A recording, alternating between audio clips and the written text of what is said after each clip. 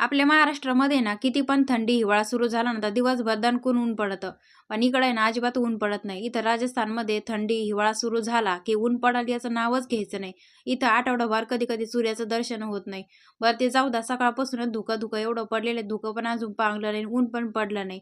मग त्याच्यामध्ये आले होते गार्डनमध्ये फुलं न्यायला कारण देवपूजेसाठी फुलं न्यायचे होते. त्याच्यानंतर बघू शकता उन्हाळा असो की हिवाळा असो की पावसाळा असो इथे आहे ना कपाटामध्ये आहे ना अशी बुरशी लागती, न कपडे ठेवू शकत आहे, न काहीच करू शकत आहे. याच्यामध्ये भरपूर असा उग्र वास येतो, कुबट वास येतो. इथं कपडे ठेवण्याची जागाच नाही कपाटामध्ये. मग त्याच्यासाठी ना मी हे ऑनलाईन बॉक्स मागितले होते. याच्यामध्येच मी माझ्या साड्या आणि फौजींचे कपडे पण ठेवत असते. कारण कपाटामध्ये ठेवण्याचा काही संपर्कच येत नाही. कारण एवढा उग्र वास येतो, कुबट वास येतो.